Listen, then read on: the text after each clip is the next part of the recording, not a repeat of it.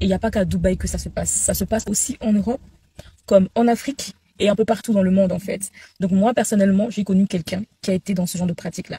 Donc c'était la nièce de mon ex congolais. Donc naturellement, la jeune fille aussi, elle était congolaise. Voilà comment ça se passe. Donc vous rencontrez des gens, des personnes aisées, avec qui vous sortez, genre vous êtes leur petite amie, mais ils ne font pas de rapport sexuel avec vous en fait. On poursuit. Donc ces gens-là, c'est des personnes qui ont une vie en fait maritale, ils ont des enfants, ils ont une femme et tout. Et vous, quand ils sont avec vous, ils ne font pas de rapport sexuel parce que eux, leur but, c'est de vous déféquer là-dessus, donc faire popo sur vous. Et quand ils font popo sur vous, en fait, ils retirent en vous votre chance. Genre, ils font caca soit dans la bouche ou soit sur votre dos. Et quand ça se fait comme ça, il y a un échange en fait d'aura, de chance. Ils aspirent votre âme. Parce que quand ils finissent, ils vous donnent de l'argent, en tout cas de très belles sommes, mais qui ne valent pas votre santé en fait. Après, vous avez des représailles, vous avez des problèmes de santé et souvent même, vous mourrez. Je poursuis avec l'histoire de la nièce à mon ex. En fait, c'était une jeune fille qui aimait le bling bling. C'est une jeune fille qui aimait voyager. C'est une jeune fille qui aimait les sacs de luxe. C'est une jeune fille qui aimait faire des photos sur Instagram. C'est une jeune fille qui aimait paraître. C'est une jeune fille qui aimait la concurrence. Donc en fait, elle rencontre des gens qui sont riches et tout là. Et en fait, la personne qui l'introduit dans cette histoire-là, c'est une amie à elle. Une amie à elle qui vivait vraiment la vie de Louga, la vie de luxe et tout, nanana. Et sa copine l'introduit dans ce genre de pratique-là. Elle lui dit, écoute, moi, mon petit ami, il m'offre tout ce que je veux, je suis bien et tout. Mais lui et moi, on n'a pas de rapport sexuel. Elle lui dit, ah bon, ça existe des hommes avec qui tu peux être, qui t'offrent tout et qui ne font pas de rapport sexuel avec toi. Sa copine lui dit oui, si tu veux, je peux te présenter à ses amis ou même, voilà, si tu veux. Naturellement, la fille, elle est emballée, donc elle rentre dans le jeu. Après l'acceptation, elle invite à une soirée privée.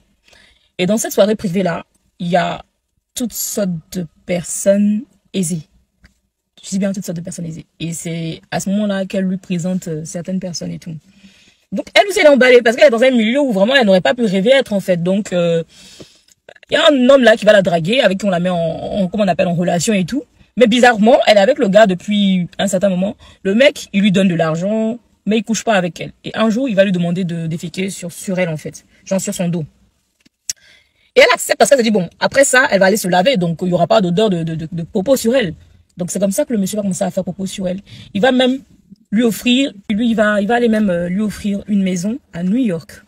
La meuf, elle est vraiment contente et tout. Elle fait des photos sur Instagram. Elle s'achète des sacs de luxe. Vraiment, même à la maison, les gens lui demandaient, mais où tu gagnes tout cet argent? Elle dit non, c'est son petit ami et tout. Non, non. Sa mère lui demande, mais présente-moi ton copain. Elle dit non, un jour, je vais vous le présenter et tout. Donc la go, elle était tout le temps partie. New York, parce qu'elle avait un appartement.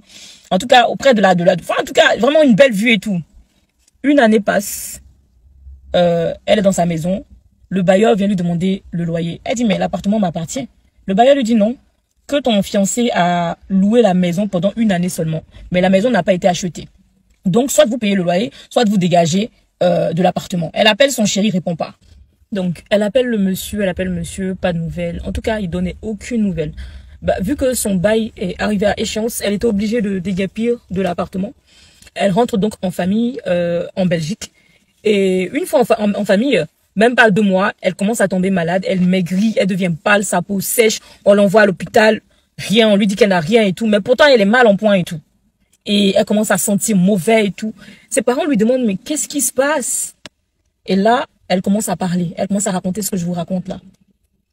Mais en fait, on ne pouvait rien faire pour elle, à part la prière. Mais dans ce genre de truc, quand tu n'as pas une vie de prière, mais vraiment posée, c'est difficile de t'en sortir. Et donc c'est comme ça qu'elle va mourir.